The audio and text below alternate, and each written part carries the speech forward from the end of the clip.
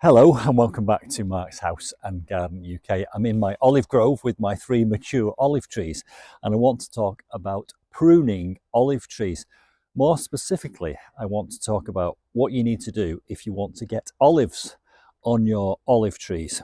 So this time I've pruned my 3 olive trees in slightly different ways. 2 of them came through the winter and retained all their leaves. The third one, which is the one to my right, didn't. So that's a special case over there. But the other two, one on my left and one behind me, kept all their leaves. So I'm going to try and get olives on those this summer. I've had these olive trees for exactly 1 year. They've been through 4 full UK seasons with me. They've all been planted in exactly the same way. 2 of them came through the winter and retained their leaves, and the third one lost all its leaves. I've been hypothesizing as to why that might be the case, and the only thing I can think of is it's at the bottom of the slope, so perhaps that had more water around its roots for the winter time. You can perhaps see, now that I've repositioned the camera, that there's a gentle slope on my lawn, so any rain that falls on this lawn will naturally run off. And one thing we know about olive trees is they like great drainage. If you think about their natural habitat, it's dry, it's rocky, and it's hot, and it's very well drained. That's why I've planted these on a mound, because that mound will help the main part of the root there drain. So the only reason I can think of why this one down here lost all its leaves was because it probably had more water over the winter time than these 2. I'm not worried about it at all, because when I've gone to prune this and I've cut into the branches, there are clear signs of life. That's a good way of telling if your olive is still alive. Cut through a branch, and if it's got green there, it's got to be alive. A lot of people rub it with a thumbnail, and again you can see the green in the stalk there. So it's definitely not dead. I think it's probably just had too much moisture over the winter. It's not been very happy about it, and it's shed all its leaves. So what I've done with this one, and this is the one where I've really abandoned any hope of olives this summer, is I basically just pruned it all the way down. And I think what that will have the effect of doing is it will give the plant an opportunity to recover. So the roots, as the summer temperatures start to warm up, will grow and they will replenish the top of this plant. And I will show you with an update. It looks quite dramatic and brutal, but I've done this before with olive trees. And invariably, they always start growing back just below where I've pruned. So I think in about 2 or 3 months' time, we'll have a lovely compact bush on this one. So this is the one where I'm not hoping to get olives. Now, let's go and talk about the other 2 where I am hoping to get olives, because it's completely different in its pruning technique to this one. So I will leave the one that I've given a very severe haircut to behind me and come over here to talk to you about this one. And this is one of the 2 where I want to try and get olives. This one here, one behind me over my left shoulder. Now this came through the winter, as did the other one, with all its foliage intact. And about a week ago, this was a very dense, thick bush of foliage, really healthy looking. But as you can probably see now, it's open. And the reason it's open is because I've taken over a half of the branches out. I want to talk about the conditions that you need to have in place to get olives.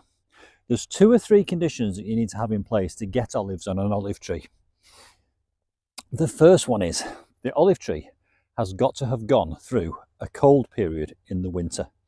These have all been outside for 4 seasons, so they've all gone through a UK winter. They've got to have had about 2 weeks below 10 degrees centigrade. And that sets the buds to produce the olives. So if you don't have a cold snap in the winter, it's unlikely that you'll get olives. You might do, but that's one of the preconditions. The other one is light, which is why I've taken so much of the dense bush. I will have run some footage of this before I pruned it so that you can see the difference. This was a thick, dense mat of foliage.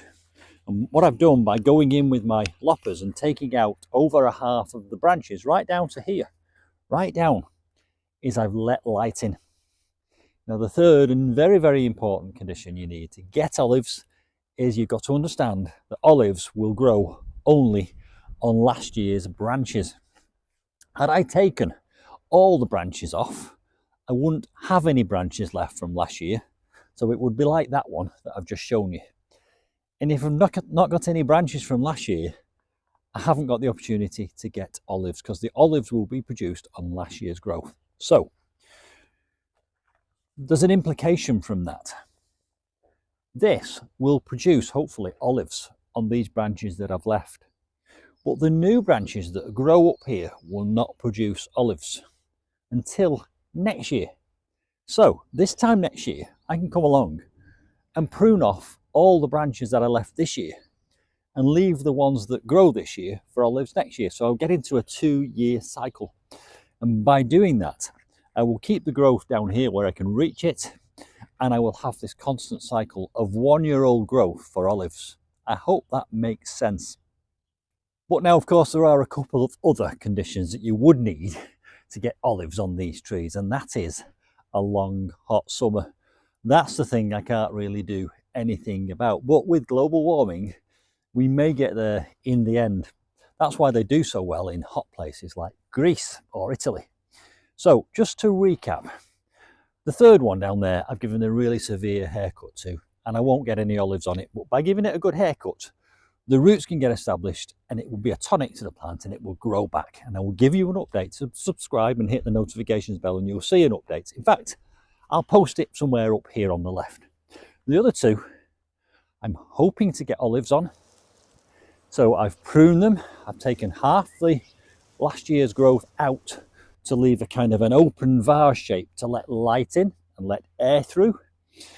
And hopefully, with a bit of luck and a following wind this year, these will set flowers, blossoms, which will then turn into olives.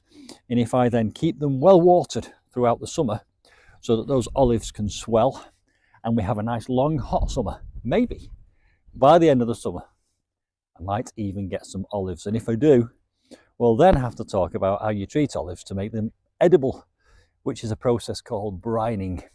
So there we go. How to prune olives and how to prune olives if you want to get olives on your olive trees. Hope that's been useful and interesting. Please do subscribe and hit the notifications bell, and I'll see you soon for some more olive pruning adventures. Bye for now.